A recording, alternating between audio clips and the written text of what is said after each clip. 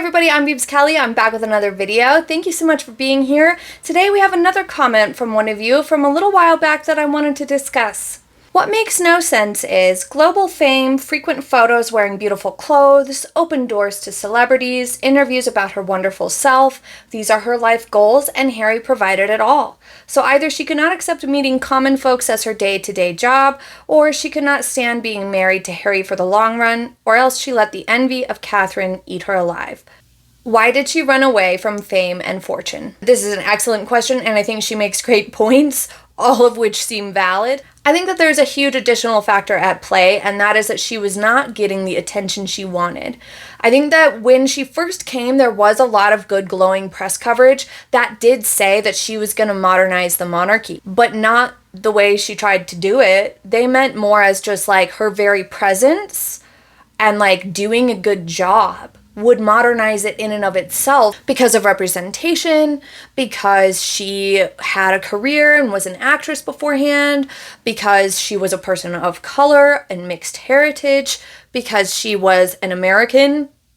All of these things were going to modernize it just by itself without her trying to do any modernizing. They didn't say Meghan was going to change the way the monarchy worked. They said that the addition of Meghan into the family unit, especially at that high level, being one of the Fab Four, one of the main front-running working royals, was modernizing. That's what I think the press meant by it, because obviously people didn't like the weird stuff she was doing and didn't take it super well. And instead of taking a step back and learning about it, as we've discussed before, she got petty about it, it seems, and got offended that she wasn't accepted in her attempts at doing things a different way. And it's not that there wasn't room for growth within the monarchy or in any situation. It's more so that she didn't take the time to learn the ropes first.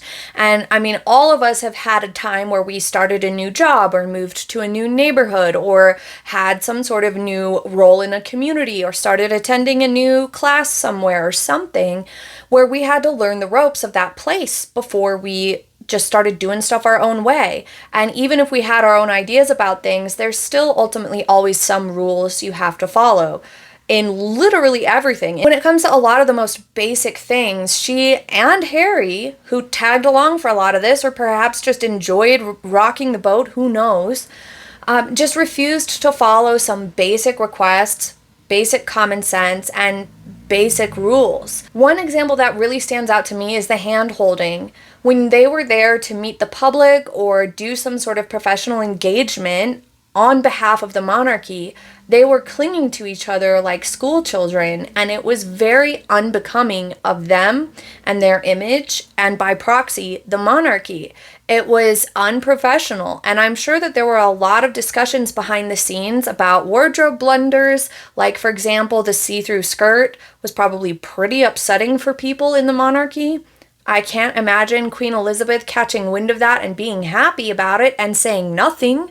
Another thing that we've seen a lot with Harry and Meghan is constantly bringing conversations back to themselves, not really being in the moment for the people who are there to meet them.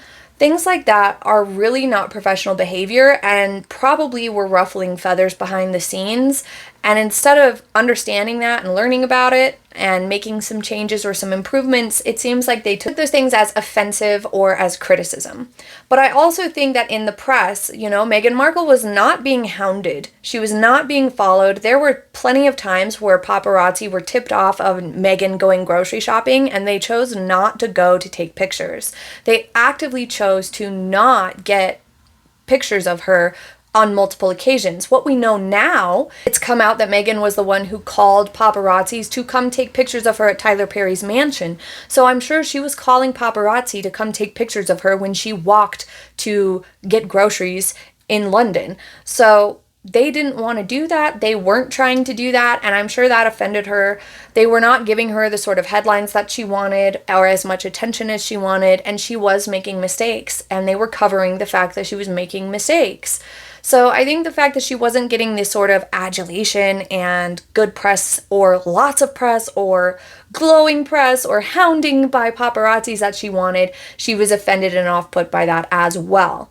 I think that there was lots of factors that contributed to all of this, but yeah, it doesn't make a lot of sense. And I do think also that the envy of Catherine played a huge role. There is no way that Meghan was not constantly irked at the fact that she would never be on the same level as Catherine, Princess of Wales. Meghan Markle's not the type to accept that reality. What do you guys think? I can't wait to read your guys' discussion in the comments, and I will be there to discuss it with you. Thank you so much for being here for today's quick video, and I will see you in the next one. Have a happy day. Bye!